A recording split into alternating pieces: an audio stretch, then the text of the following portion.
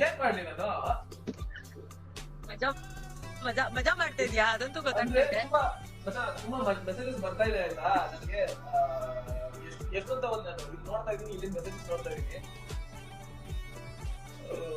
ಕಾರ್ತಿಕ್ ಅವ್ರೆ ನನ್ ಕಡೆಯಿಂದ 3,000 ವೋಟ್ ಅಂತ ನೋಡ್ ತನಿಷ.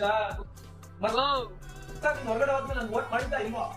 ನಾನೆಲ್ಲ ವೋಟ್ ಮಾಡಿಲ್ಲ, ನನ್ಗೆ ಹೇಳಿ ಮಜಾ. ಒಂದಷ್ಟು ಜನ ಫ್ಯಾನ್ಸ್ ಫ್ಯಾನ್ಸ್ ಅಂತ ಗೊತ್ತಿಲ್ಲ, ನನಗೆ ಕ್ಲಾರಿಟಿ ಇಲ್ಲ.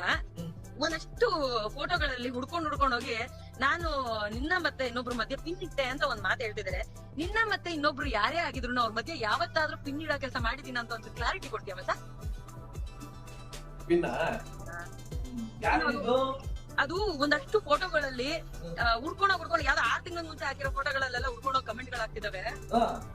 ಯಾವ್ದು ಒರಿಜಿನಲ್ ಪ್ರೊಫೈಲ್ ತರ ಅಂತೂ ಕಾಣಿಸ್ತಾ ಇಲ್ಲ. ನನ್ನ ಮತ್ತೆ ನೀನು ನನ್ನ ಮತ್ತೆ ಯಾರ ನಡುವೆ ಪಿನ್ ಇಟ್ಟಿದ್ಯಾ ಅಂತ ಎಲ್ರು ನಡುವೆ ಇದು ನಾನು ಡೈರೆಕ್ಟ್ ಆಗಿ ನೋಡಿರೋದಲ್ಲ, ಒಂದಷ್ಟು ನನಗೆ ಬಂದಿರೋಂಥದ್ದು ಕೆಲವೊಂದು ನಾನು ನೋಡಿದೀನಿ. ಸೊ ಹುಡ್ಕೊಂಡೋಗಿ ತನಿಷಾ ಪಿನ್ ಪಿನ್ ಪಿನ್ ಅಂತ ಒಂದಷ್ಟು ಬರ್ತಾ ಇದೆ. ಒಂಚೂರು ಹೇಳ್ತೀನಿ.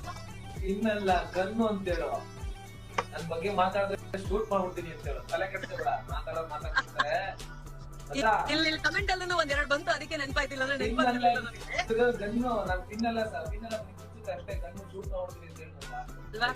ಹಂಗೆಲ್ಲ ಪಿನ್ ಇಡೋ ಬದಲು ಶೂಟ್ ಮಾಡೋದೇ ವಾಸಿ ಅಲ್ಲ ಮಚ್ಚ. ಸೊ ನಮ್ಮನ್ನ ನೋಡ್ತಾ ಇರೋಂತ ಒಂದಷ್ಟು ಜನರಿಗೆ ಕ್ಲಾರಿಟಿ ಸಿಕ್ಕಿದೆ ಅಂತ ಅನ್ಕೊಳ್ತಾ ಇದೀನಿ. ಸೋ ಕಾಲ್ಡ್ ಪಿನ್ ಅಂತ ಏನ್ ಮೆಸೇಜ್ ಮಾಡ್ತಿದಿರೋ ಅಥವಾ ನನಗೆ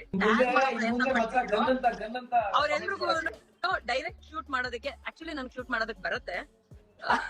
ಇದನ್ನ ತಲೆಯಲ್ಲಿ ಇಟ್ಕೊಂಡ್ರೆ ವಾಸಿ. ಅದ್ರ ಜೊತೆಗೆ ನಮ್ಮ ಹುಡುಗ ಕ್ಲಾರಿಟಿ ಕೊಟ್ಟಿದ್ದಾನೆ, ಅದನ್ನೂ ತಲೆಯಲ್ಲಿ ಇಟ್ಕೊಂಡ್ರೆ ಒಳ್ಳೇದು. ಅಂಡ್ ನೀವ್ ಯಾರ್ದೇ ಫ್ಯಾನ್ಸ್ ಆಗಿರಿ, ನಿಮ್ಮವ್ರಿಗೆ ನೀವು ಮರ್ಯಾದೆ ಕೊಟ್ಕೊಳ್ಳಿ. ಅದನ್ನ ಬಿಟ್ಟು ಇನ್ನೊಬ್ರನ್ನ ನೆಗೆಟಿವ್ ಆಗಿ ಮಾತಾಡಕ್ ಬರ್ಬೇಡಿ. ತುಂಬಾ ಇಂಟರ್ವ್ಯೂಸ್ ಗಳಲ್ಲಿ ನಾನು ಕ್ಲಿಯರ್ ಮಾಡಿದೀನಿ ಇದನ್ನ. ನಿಮ್ಮವ್ರನ್ನ ನೀವು ಹೊಗಳ್ಕೊಳ್ಳಿ, ಪಾಸಿಟಿವ್ ಆಗಿ ಹೇಳ್ಕೊಳ್ಳಿ. ಅದನ್ನ ಬಿಟ್ಟು ಇನ್ನೊಬ್ರನ್ನ ನೆಗೆಟಿವ್ ಮಾಡಕ್ ಬರ್ಬೇಡಿ.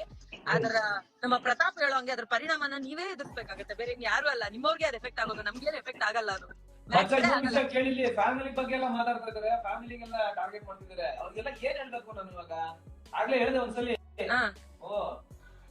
ಫ್ಯಾಮಿಲಿಗೆಲ್ಲ ಮೆಸೇಜ್ ಮಾಡೋದು, ಅವ್ರನ್ನೆಲ್ಲ ಟಾರ್ಗೆಟ್ ಮಾಡೋದು, ಏನ್ ಮಾಡ್ಬೇಕು ಅವ್ರಿಗೆ?